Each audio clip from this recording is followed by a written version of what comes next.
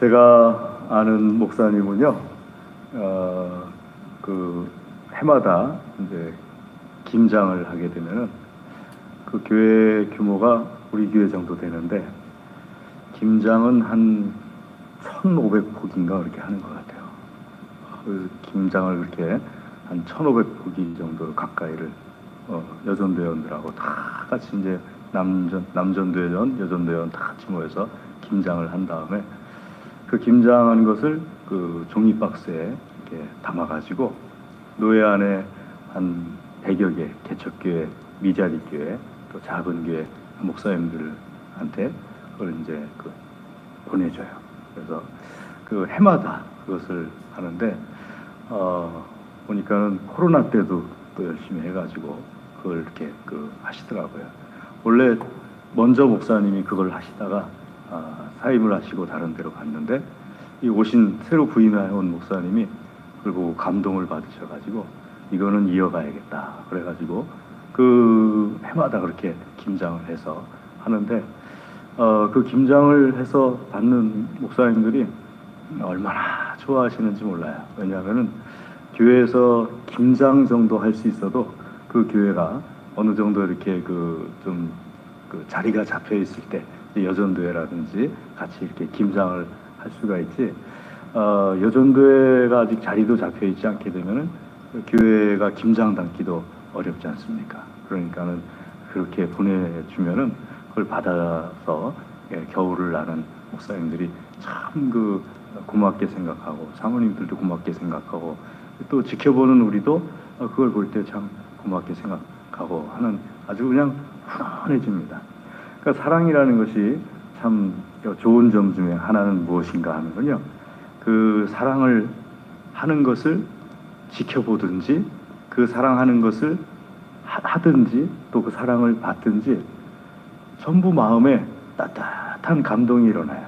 내가 사랑을 하면서도 감동이 일어나고 사랑을 받을 때 감동이 일어나고 그 사랑을 하고 사랑을 받는 모습을 볼 때 또 옆에서 감동이 일어납니다. 우리 교회가 선교를 직접 가서 할 때 선교할 때 다녀오신 분들이 제일 큰 축복을 받는 분들이에요. 왜냐하면은 그 선교지에 다녀오심으로 인해서 물론 후원하셔도 축복받는 거고 또 기도를 뒤로 밀어주셔도 축복받는 건데 아무래도 선교지에 다녀오셔서 얻는 축복만큼은 좀 덜하죠. 그 어린 심령들한테 최선을 다해서 복음을 전하면서 하나님께서 나의 심령 가운데 부어주시는 그 축복은 이루 말할 수가 없지요. 그제 우리가 잘 아는 하상일 선교사님, 이용진 선교사님 밑에 젊은 선교사님 있었지 않습니까? 이 하선교사님이 저한테 이 사진을 계속 보내오는데 이 코로나 와중에도 마스크를 쓰고서 망량족에 들어가서 최선을 다해서 그 사역을 하는 그런 모습을 보내줘요. 그런데 그 사진이 보내질 때마다 다른 지역이에요. 그럼 그 아이들이 한 명도 마스크를 안 썼어요. 그러니까 선교사님들과 일행들만 마스크를 쓰고 아이들은 그냥 그대로 이렇게 눈이 예쁜 눈들을 가지고서 이렇게 슬리퍼 받으려고 줄 서 있고 라면 받아 먹으려고 줄 서 있고 하는 그 모습들이 예쁘고 그 사진을 보니까 갑자기 제 마음속에 제가 망량족에 들어가서 사역했던 그것이 다시 싹 되살아나면서 야 얼마나 감사한지 그리고 하선교사님이 얼마나 수고하는지 그리고 그 순간에 이제 하선교사님과 동행하는 선교사님들을 위해서 기도하게 되더라고요. 하나님 지켜주십시오 하면서 이렇게 기도를 하게 되더라고요. 여러분 우리가 형제사랑에 대해서 예수님께서 말씀을 하시는데요. 형제사랑과 관련해서 우리에게 3가지 말씀을 주고 계십니다. 첫 번째로 말씀을 함께 나누기 전에 주신 말씀은 무엇인가 하면은 13절은 12절에 대한 설명입니다. 12절 말씀을 보시면은 가인이 가인같이 하지 말라 하면서 말씀하시면서 이 가인이 왜 자기의 아우를 죽였느냐 하는 것에 대해서 말씀을 하시죠. 여러분 가인이 왜 아벨을 죽였을까요? 아벨이 자기보다 선하기 때문에 죽였다 하고 하나님께서 말씀하시죠. 다른 사람이 나보다 선할 때 그 사람이 선한 행동에 대해서 도와줄 것 같지요? 그런데 막상 그렇지 않아요. 도와주는 것은 다른 사람의 선한 행동을 보는 사람이 선할 때 도와주는 거예요. 다른 사람이 선한 행동을 하는 것을 보는 사람이 악하면은 도와주질 않아요. 오히려 그 선한 행동을 하는 사람을 못하게 하든지 아니면은 핍박을 하든지 그렇게 하지요. 하나님께서 선한 사람들이 핍박받는 이유를 말씀하실 때 선한 사람들이 왜 핍박당할까? 여러분, 착한 일을 하는데, 선한 일을 하는데 왜 괴롭히는 걸까요? 선한 일을 하고 착한 일을 할 때 왜 괴롭히냐면은 그것이 어떤 그 영적인 문제와 관련이 있다는 것을 하나님께서 우리에게 말씀해 주시는 겁니다. 자기가 악하기 때문에 선한 일을 하는 선한 사람을 핍박하는 거라는 거예요. 왜냐하면은 내가 악하기 때문에 선한 일을 하게 되면은 내 악한 것이 더 드러나거든요. 내가 가지고 있는 악한 심령이 더 드러나게 되어 있거든요. 그러니까 선한 일을 하는 사람들이 핍박을 받게 된다는 거예요. 우리가 지금 누리고 있는 많은 좋은 것들이 있죠. 저는 개인적으로는 뭐랄까요, 제가 누리는 이런 것들이 그냥 하늘에서 뚝 떨어진 줄 알았어요. 어린 시절에는. 그런데 제가 역사책을 이렇게 읽어보니까는 제가 누리고 있는 많은 것들을 누리게 하기 위해서 앞에서 선한 일을 했던 분들이 계셨어요. 그분들이 목숨을 잃어가면서 선한 일을 하지 않았으면은 내가 누리는 것은 지금 누리지 못하는 것들이에요. 선한 것을 누린다는 것은 그냥 하늘에서 뚝 떨어져서 주어지는 게 아니에요. 모든 선한 일은 싸움을 통해서 얻어져요. 싸우지 않고 내가 얻게 되는 선한 일이라는 것은 없어요. 지금은 안 그렇지만은요, 예전에 상투를 틀고 다녔지 않습니까? 남자분들이. 상투를 틀고 다녔는데, 결혼을 안 한 분들은 상투를 못 틀었잖아요. 상투를 틀고 다닐 때를 한번 생각해 보세요. 여러분들이 내가 상투를 틀고 다녔다. 지금도 상투를 틀고 다닌다. 하는 것을 한번 생각해 보세요. 아침마다 얼마나 번거롭겠어요? 저는 아침에 일어나서 저희 아이가 출근하려고 드라이기 갔다가 그 긴 머리를 말리고 있을 때 한편으로는 생각해요. 내가 만약에 상투 틀던 시대에 태어났으면 나도 저러고 있겠구나. 아침마다 머리 감고 긴 머리를 드라이 갖고 말려가지고 더 이렇게 꼬아서 올려가지고 이렇게 묶고 다니고, 더군다나 저는 성향이 조금 더 다르게 하고 싶어 하는 성향인데, 남들은 여기다 매면 난 여기다 매고 싶어 하는 성향인데, 나는 정말 머리를 이렇게 깎고 하는 그런 그 시대에 태어난 것이 정말 잘 감사하구나. 근데 그게 그저 주어진 게 아니잖아요. 그러니까 우리가 누리는 좋은 것들은 그저 주어진다는 건 없어요. 앞에서 누군가 목숨 걸고 싸워가면서 얻어낸 거예요. 그러면 다른 말로 하면은 내가 현재 선한 일을 해서 핍박을 받는 것에 대해서 최선을 다해서 죽을 각오로 견뎌내야지 내가 하는 선한 일이 내 뒤에 사람들에게는 일반적인 게 된다는 거예요. 여러분, 예수님 믿는 사람들은요, 선한 일을 하는 것에 대해서 그저 얻는 것이 아니다. 죽을 각오로 싸워서 얻어내고 내 뒤에 있는 사람들에게 그것을 넘겨주는 것이다. 근데 악한 사람들은 내가 선한 일을 함으로 인하여서 죽을 각오로 싸워서 선한 일을 함으로 인하여서 악이 드러나기 때문에, 더 깊게 얘기하면은 악한 영이 드러나기 때문에 어떻게 해서든지 선한 일을 하는 사람들을 막는 거구나. 그런 생각을 가지고 있어야 됩니다. 그리고 그로 인해서 아벨도 죽임을 당한 거예요. 그러니까 여러분, 아벨처럼 핍박받는 것에 대해서 굉장히 영광으로 생각해야 되죠. 자, 그렇게 하나님께서 이 12절과 13절에서 말씀을 하신 다음에 그런 다음에 이제 본격적으로 형제 사랑에 대해서 우리에게 말씀해 주고 계십니다. 형제를 사랑한다는 것, 여러분 예수님 안에서는 형제 사랑 속에 남성, 여성이 다 믿음의 사람들이 다 들어가 있는 거라는 것을 믿으시기를 주의 이름으로 권면합니다. 그러니까 형제 사랑, 성경에는 이 자매라는 말이 잘 안 나오죠. 그 대배를 가릴 때 자매라는 표현을 잠깐 하긴 했지만 대부분의 경우에 그 형제라는 표현으로서 남성과 여성을 다 아울러서 이게 예수님 안에서 표현을 합니다. 자, 형제를 사랑한다는 것, 형제를 사랑한다는 것이 어떤 것인가, 어떤 유익이 있고 왜 형제를 사랑해야 되는가에 대해서 말씀하시는데, 형제를 사랑하는 것, 사랑은 그럼 어떻게 하는 것이냐? 오전에 우리가 함께 말씀 나눌 때 섬김이 어떻게 하는 것이냐, 아마 섬김을 어떻게 하는 것이냐 모르시는 분 없을 것 같아요. 섬김은 내가 먼저 다른 사람을 이렇게 높여주고, 그리고 그 구체적인 어떤 행동들도 사람마다 섬김이 어떻게 해야 되는 것이냐 하게 되면은 다 드러나게 되어 있잖아요. 그러니까 다른 사람을 위해서 하는 것이 섬김이라면 거기서 또 한 가지 다른 사람에게 사랑을 베푼다는 것이 어떻게 하는 것인가 하는 것에 대해서도 우리가 잘 알고 있죠. 오래전에는 사랑을 베푸는 것이 허깅이라고 생각을 했어요. 교회에 한때 그 외국 유학파 목사님들이 막 미국에서 들어오실 때가 있었어요. 제가 부목사 시절에 외국에서 이제 막 공부하시고 들어오신 분들이 막 들어와서 교회 안에 다 이렇게 서 있으면은 목사님들하고 허깅 한번 하고 장로님들하고 허깅 한번 하고 이제 집으로 돌아가는, 그게 유행이던 시절이 있었어요.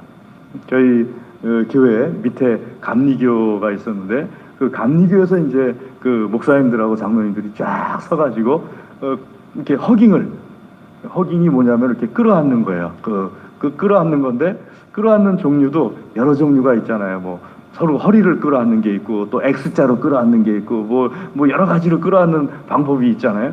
그러니까 허깅을 하고서 그 집으로 돌아가는 게 유행이었는데, 어느 날 그 집사님 한 분이 왜 그 교회를 다녀오셨는지 모르겠는데 그 교회를 다녀오시고서 너무 좋았다고, 너무 좋았으니까 우리 교회도 허깅을 하자고, 우리 교회도 끝날 때 장로님들 목사님들이 쫙 서가지고 가는 성도들마다 다 이렇게 껴안아 주고 그렇게 보내자고. 그런데 아무래도 장로교는 그 감리교와는 다르게 그런 것이 조금 이렇게 늦잖아요. 그래가지고 담임 목사님도 그렇고 저도 그렇고 또 장로님들도 한 7, 8분 계셨고, 그러니까는 부목사들도 몇 명 있었고, 그러니까 다 끌어안고 가려면은 이게 보통 일이 아닌 것 같고, 그래서 이걸 어떻게 적용해야 될지 잘 몰라가지고 다 그렇게 고민을 하고 있는데 한 2, 3년 지나니까 유행이 지나갔어요. 그래가지고 그 다음에 이제 교회 안에서 허깅을 하는 그 유행이 지나갔는데, 지금도 생각하면 얼마나 감사한지 몰라요.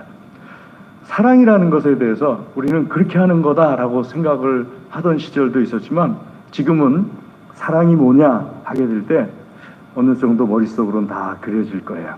내가 형제를 사랑하는 것이 무엇인가, 말로써 사랑하는 것이 무엇이고 또 어떤 행동으로서 사랑하는 것이 무엇인가, 교회 안에서 가장 사랑이 필요한 부분이 어느 것인가 하게 될 때 언어적인 부분인 거죠.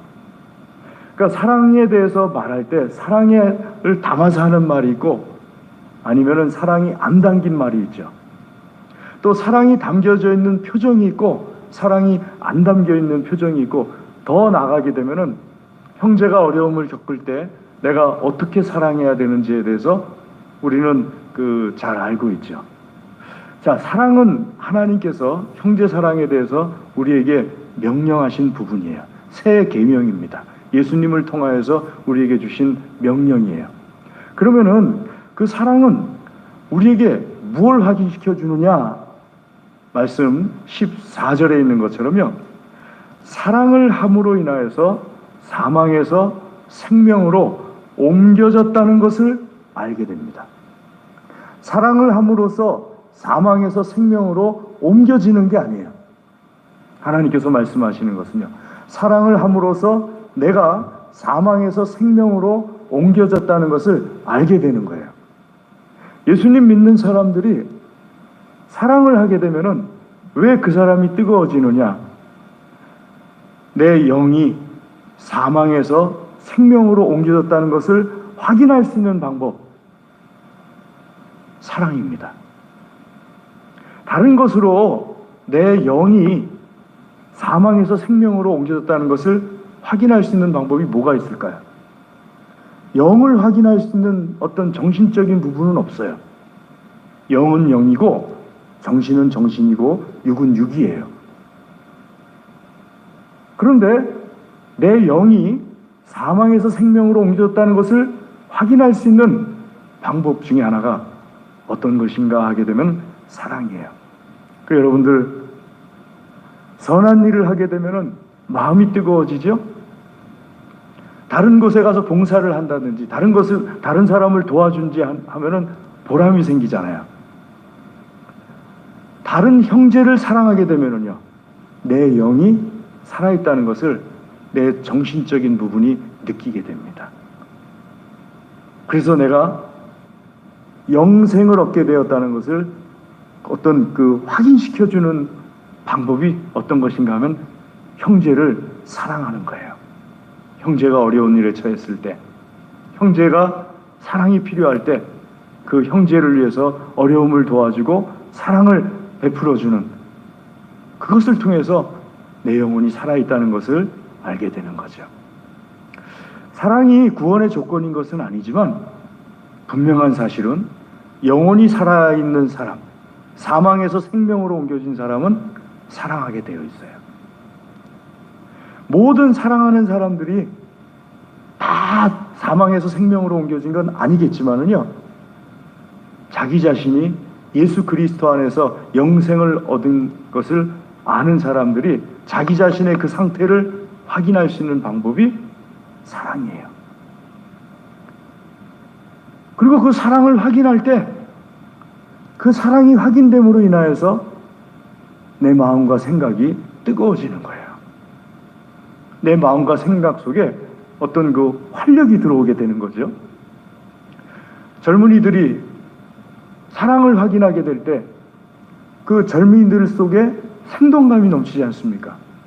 아이들이 부모님의 사랑을 확인하게 될 때 그 아이들은 굉장히 그 삶의 어떤 생동감을 느끼지 않습니까? 영적으로도 똑같은 겁니다. 사랑을 확인하게 될 때, 내가 누군가를 사랑하게 될 때 그 사랑하는 것을 통하여서 내 안에 살아계신 하나님의 영, 예수 그리스도의 영을 내가 느낄 수 있는 거예요. 여러분, 하나님께서 나를 구원해 주신 사실을 내 눈으로도 볼 수 없고 내 귀로도 들을 수 없어요. 체험할 수 없는 부분이에요. 나는 내가 구원받은 것을 체험했다. 그건 거짓말이에요.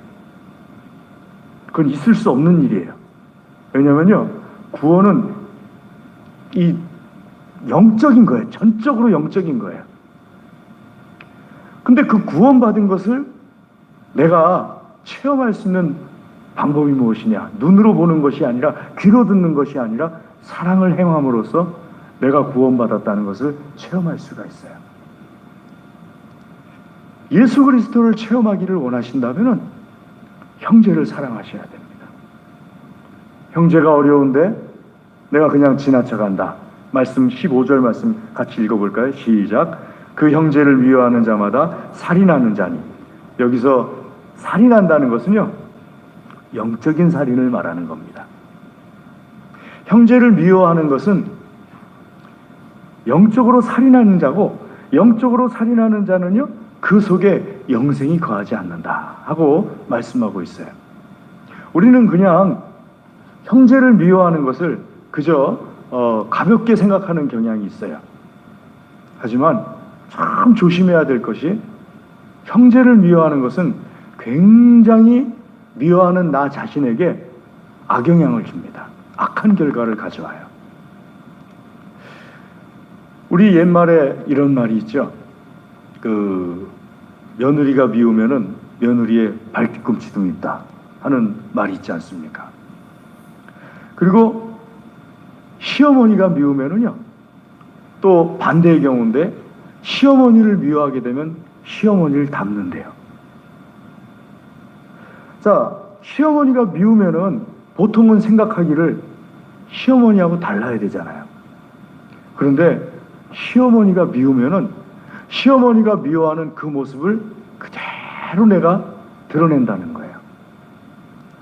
다른 사람을, 다른 형제를 미워할 때 나에게 가장 큰 해로움이 무엇인가 하면은요, 그 형제를 미워하는 것으로 인하여서 내가 정상적인 그리스도인이 되질 못해요.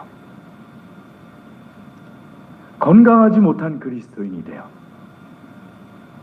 정상적인 그리스도인이 되지 못하다 보니까 예수 그리스도에 대해서도 하나님에 대해서도 정상적으로 느끼질 못해요.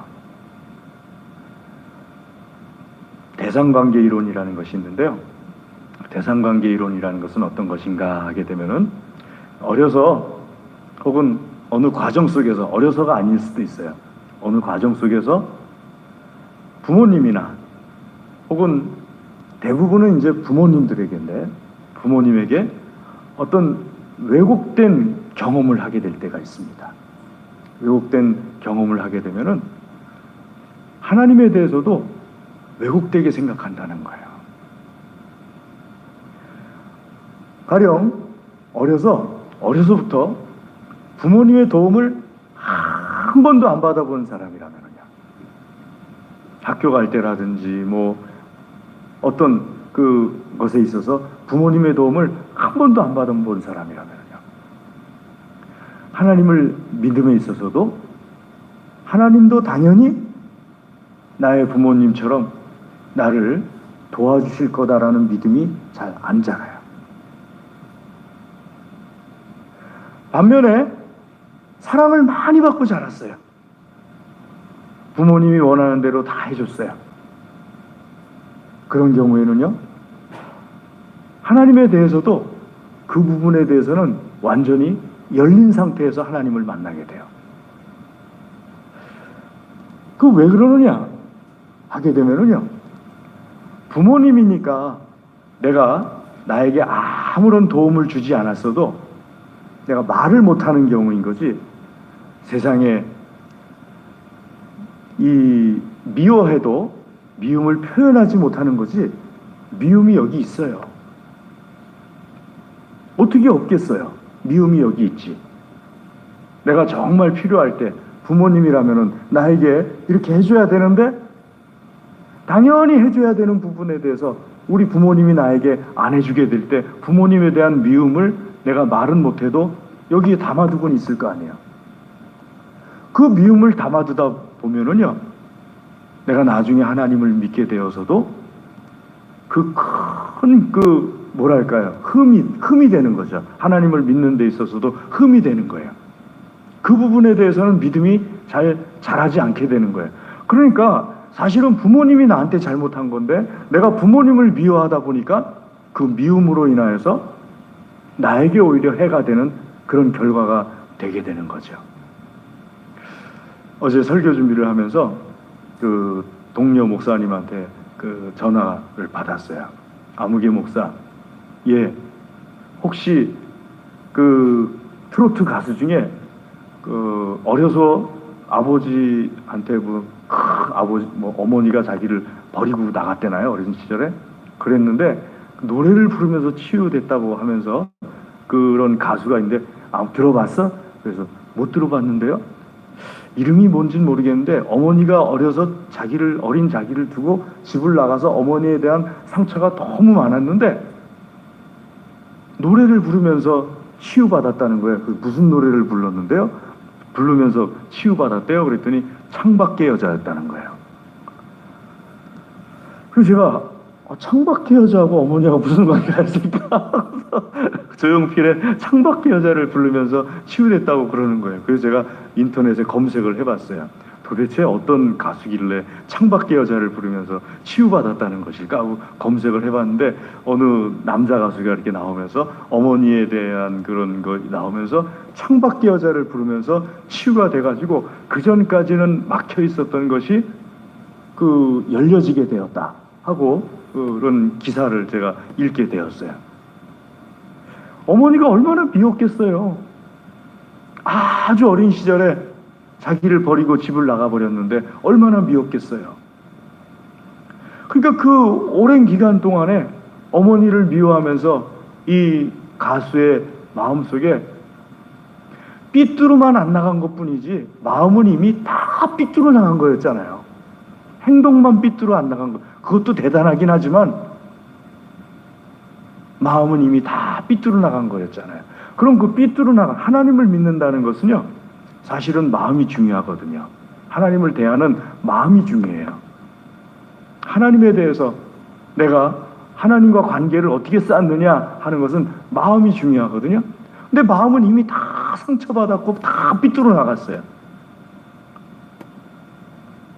그러니 얼마나 큰 손해겠어요. 인생에 있어서. 또 하나님을 믿는다면은 하나님과 관계 속에서도 누려야 될 것을 누리지 못하는, 하나님께서 주시는 큰 은혜를 누리지 못하는 하나님을 믿는 삶을 살아야 되니 얼마나 큰 손해겠어요. 적어도 우리가 내 힘으로 그렇게 내가 할 수 없어서 내 힘이 미치지 못해서 뭐 그렇게 된 거는 어쩔 수 없겠지만, 내가 누군가를 미워함으로 인하여서 하나님과의 관계가 깨져버리는, 그건 내가 막아야 돼요. 그건 나에게 엄청나게 큰 손실을 가져다 줍니다. 사랑하는 교회 여러분, 형제를 사랑해야 돼요. 형제를 미워하는 것은 살인하는 것과 똑같아요. 아멘. 세 번째, 마지막으로 하나님께서는 우리가 왜 형제를 사랑해야 되느냐 하게 되면은 예수님께서 하신 것을 말씀하십니다. 예수님께서 우리를 위하여 목숨을 버리셨으니 우리가 이로써 사랑을 알았다. 예수님께서 우리를 위하여서 목숨을 버리셨기 때문에 우리가 이로써 사랑을 알았다. 작년에 제가 이제 분회장이라는 것을 출마하면서 혼자서 선거운동을 하러 다니려니까 참 어떤 때는 민망할 때가 있더라고요. 근데 목사님 한 분이, 저 용인에 계신 목사님이셨는데 한 분이 같이 다녀주겠다는 거예요. 저보고 같이 다녀줄 테니까 같이 하자는 거예요. 그래가지고 이분이 자기 차에다가 저를 태우고서 어디로 갈까요? 목사님, 여기 갔으면 좋겠습니다. 그럼 거기로 가고. 어디로 갈까요? 목사님, 여기 갔으면 좋겠습니다. 그럼 그리로 가고. 거의 한 3분의 1 정도, 3분의 2 정도는 저 혼자 다녔지만 3분의 1 정도, 약 100명 가까운 인원을 이분이 자기 차에 저를 태우고 다녀줬어요. 그리고 같이 앉아가지고 이한규 목사님을 찍어줘야 된다고 또 설득도 하고, 결과와 관계없이 너무 고맙더라고요. 너무 고맙더라고요. 그래서 제가 오전에는 그 얘기를 밝히지 않았는데, 그분이 부탁하면 제가 거절을 못하겠어요. 목사님 차량 운행 좀 해주시겠습니까? 그럼 제가 예, 해드려야죠. 그래서 이제 거절을 못하겠어요. 왜냐하면은 나도 못할 거를 그분이 나에게 사랑을 베풀어 줬잖아요. 그 사랑을 알았잖아요. 근데 사랑을 안다면은 그 사람은 나를 위해서 100번을 넘게 그렇게 해줬는데, 내가 조금 귀찮을 때 그 사람의 100번을 넘게 해준 걸 제가 생각을 해요. 늘 이렇게 마음이 늘 좋은 게 아니에요. 어떤 땐 귀찮을 때가 있잖아요. 그런데 그때 생각하는 거예요. 나한테 이분이 어떻게 줬던가. 한 번 서운할 때 9번 잘해줬던 걸 한번 생각해 보는 거예요. 나한테 이분이 어떻게 줬던가. 그러면은 내가 지금 한 번 서운한 게 별것도 아니라는 걸 알게 돼요. 9번 잘해준 걸 생각하게 되면요. 예수님을 생각할 때도 예수님이 나에게 어떻게 주셨어요? 예수님이 나에게 목숨 버리시면서 나를 사랑해 주셨잖아요. 그러면은 내가 조금 아까울 때 예수님 한번 생각해 보세요. 내가 조금 귀찮을 때 예수님 한번 생각해 보세요. 내가 조금 사랑하는 것이 힘들 때 예수님이 나에게 어떻게 줬는지 한번 생각해 보세요. 예수님은 9번 정도가 아니에요. 말로 할 수 없을 정도로 많은 사랑을 나에게 베풀어 주셨고 지금도 베풀어 주고 계세요. 근데 나는 조금 아깝다고, 조금 귀찮다고, 조금 번거롭다고 형제를 사랑하는 것을 못 본 척 할 수 없죠. 그게 오늘 예수님께서 요한 사도를 통해서 우리에게 말씀하시는 왜 사랑을 해야 되는 것인가 하는 것에 대한 핵심입니다. 여러분, 우리가 형제를 사랑하다 목숨을 잃어도 우리는 목숨을 잃는 게 아니잖아요. 영생을 얻은 사람들이잖아요. 예수님이 우리에게 주신 거잖아요. 조금 사랑하기가 벅찰 때 예수님 한번 생각해 보세요. 그럴 때 내가 왜 사랑을 계속해야 되는지에 대해서 예수님께서 나에게 알려주십니다. 사랑하는 교회 여러분, 교회는 교인들끼리 무조건 사랑해야 돼요. 그것이 하나님께서 우리에게 원하시는 하나님의 거룩하신 뜻이에요. 사랑이 아닌 것은 다 버리시고요. 오직 사랑을 향하여서 달려가는 우리의 믿음의 여정이 될 수 있기를 주의 이름으로 권면합니다. 기도하겠습니다. 하나님 아버지 감사합니다.